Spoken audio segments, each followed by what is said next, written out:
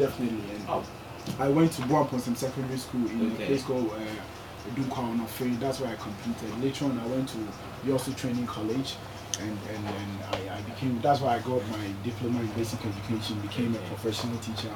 And I went back and fought for so many years before finally I got admission into University of Education Winnipeg. That's where I am now. I'm currently a level 400 student of that university, and here I am. So tell me, when you were in secondary school, when you were at this, did you have any girlfriend in any other school? No. All right. I was so innocent by then. So. Oh, Charlie. Tell me your first terrible experience as a boarder. That's when I had to kneel down in Gary for the whole day. Wow. They put Gary down for me, and I had to kneel down beside a senior while he was learning. Trust me. He wanted me to rap for him, and I wasn't ready to. Trust me, a lot of people out there sympathize with you because a lot of people have actually gone through that. You know. Yeah. Okay, so moving to your when did you actually find out that you wanted to do music? Well, it all started in secondary school in Addis Ababa. Let me not cut you. Before, apparently, you belong to a choir in church. How true is that? Yeah, it is true. Was it when you were in secondary school? It was way before secondary school. And even in secondary school, I was still in the choir. In a choir? Yeah. Right. Well, you're a turn-out singer. Yeah. So you still have the voice, right? Oh, yeah, I do. Could you sing me a praise? Okay, don't worry. You do that later on in the show. Yeah. Righty. So, you're saying when you were in school, you're calling for music? Yeah, that's when all those, it was in 99 then, so that's where all those in CC, right, started coming out. I knew them in school and all that, so we were all doing it. But at that time, it was like you take someone's song and you mime. I know. I wasn't writing my own until I left Addis Ababa to the other secondary school. Okay. And that's when I started writing my own songs. Yeah. Okay. Yeah, so, professionally, I'll say in 2000, that's when I started recording my songs and that sort of thing. What was the very first song you recorded? I did. The first song I recorded it on Atari PC. You know, I don't know, those who have done music for long, they know. Those days, you can't sing a chorus and put it down and do your rap, and they will bring the chorus there again. So at that time, you will sing your chorus and rap continuously. So after rapping, you still go back to sing the chorus. So those who are backing you are also beside you. My gosh! It's like a live thing. Yeah, live. So if they get their parts wrong, you have to redo everything again. And the first time I did it correctly, and I never got it wrong.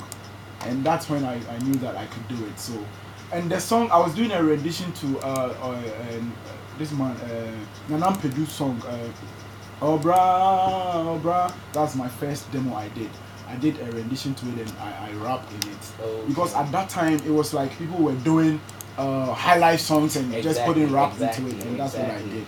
And it was so great. I still have it there, but it's on cassette. I think I need someone to put it on CD for me. Right. You probably will have to put it out. Yeah. You never know. It could be that hit. Yeah.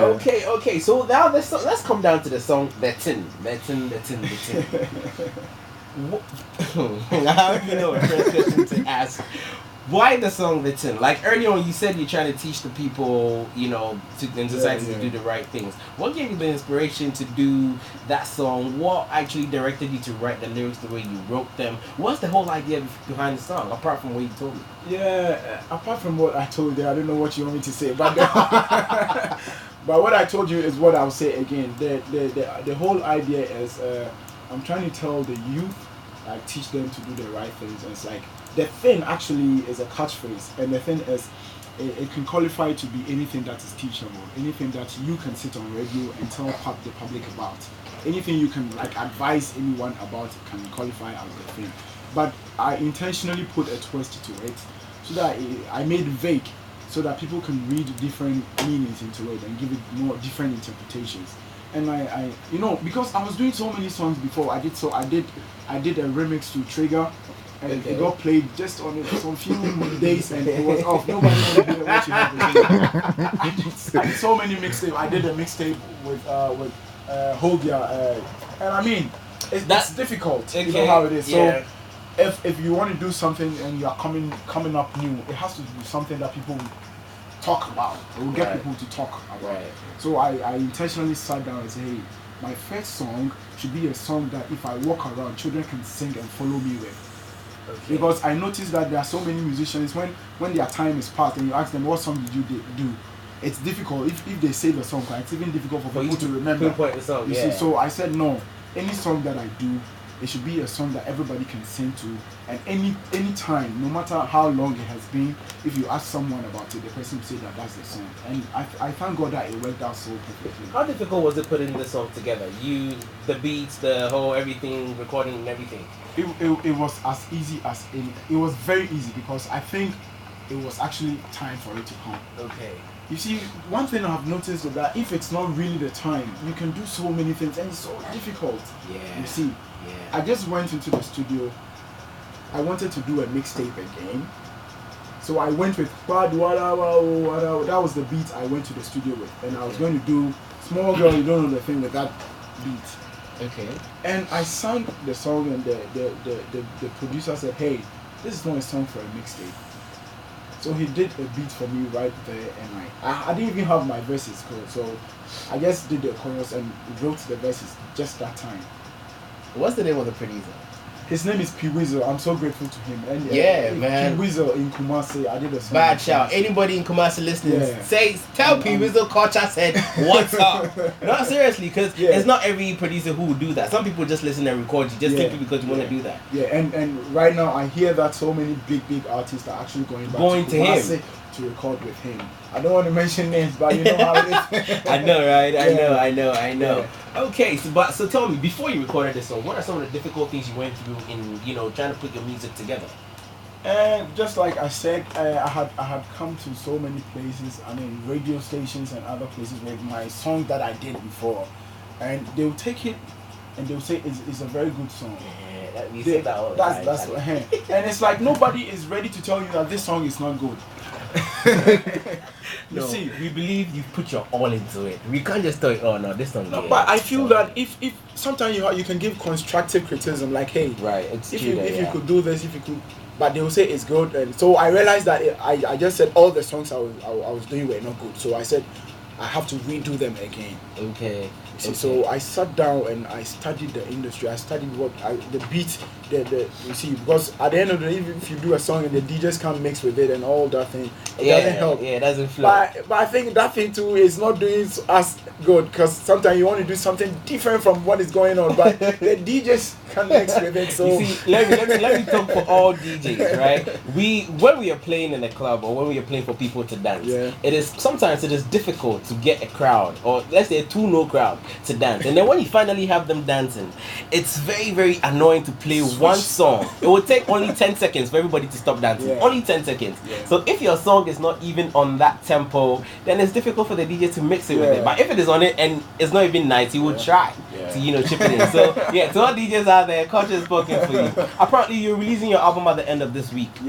Okay, so and you have a show coming up on the end of this week as well. Tight show. You can see that I've been very tired because I'm working throughout, having a good show and all that. So. Okay, all right.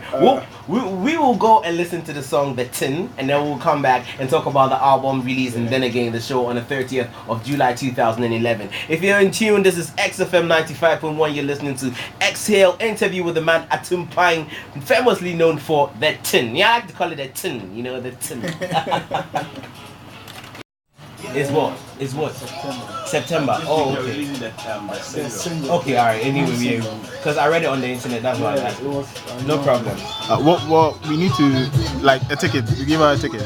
You're giving her a ticket. Yeah. So we can say his real name, something like that. You mentioned it, but attentive listeners should be able to grasp it. You get me? So you do a phone in. Yeah, you do a phone line. Yeah, I go. What's the new single? What we do with that, rather? What's the name of the new single? This new single, yeah, something like that.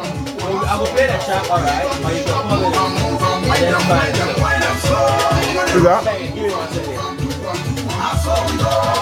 Take it slow, baby, and wait for me. Move it closer. Video. know they take 'em, they come